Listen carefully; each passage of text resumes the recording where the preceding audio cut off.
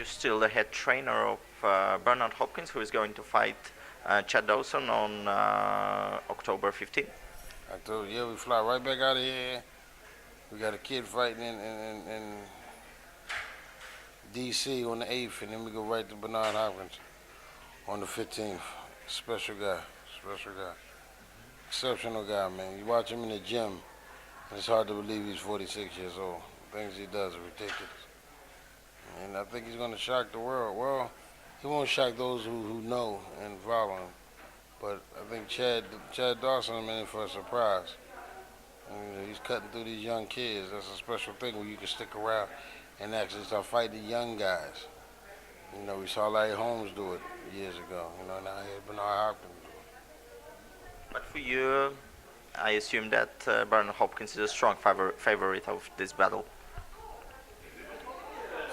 I would never favor a 46-year-old over a young kid in boxing. I can't do it. His experience is immense, true. But bottom line, sports belong to youth. So it's hard to say he's favorite. I think all the advantages go to Chad Dawson. He's younger, he's faster, you know what I mean? He may be stronger, we don't know about that. We know he doesn't have the IQ that Bernard has, and he doesn't have that experience level that Bernard carries. But as far as favoring the guy, you always have to favor youth over age. It's just something you have to do. We've been proven wrong. I mean, Tour de France proved us wrong. We've seen Jay Rice and these guys prove us wrong over the years. But it still doesn't mean going in, if you had to bet your money, if you have to bet your money, if you must bet your money, you got to bet with the younger guy, especially if the younger guy has talent. You got to bet with the younger guy, you know what I mean? So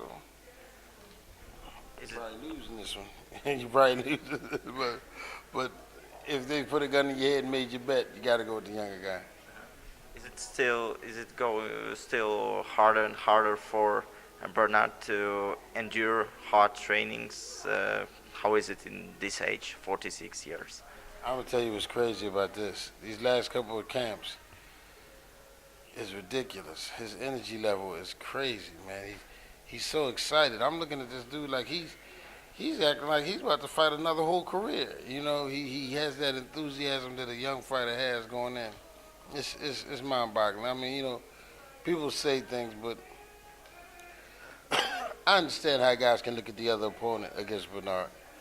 But if you ever been in the gym with him, if you ever watched him train, if you ever worked out with him, you would never bet against him. So, what age should he retire his career? Is it possible that he will still be on top, being 50, for instance? Difficult to fight at that age in this weight class. Not taking anything away from George Foreman or Georgia Joe Wilcox, but they were heavyweights, and young heavyweights sometimes are slow. You know, but when you're dealing in smaller weight classes, this boy Manuel Marquez is ridiculous. At his age, being able to fight down there with those kids, man, it's all based on reflexes. Bernard, Chad Dawson is the most technically sound of the young light heavyweights. Pascal's probably the most dangerous. Tavares Cloud is probably the most aggressive. Bernard, at his age, still being able to deal with these young guys, it's crazy. My biggest fear with Bernard Hopkins is that nobody will appreciate him until he's done, when we have the opportunity to appreciate him right now. You know, we have a tendency to not pay attention to what's going on when it's right in front of us. Then all of a sudden, when people start talking about the greatness of Michael Jackson afterwards, you know, acknowledge these people when they're right here in front of us.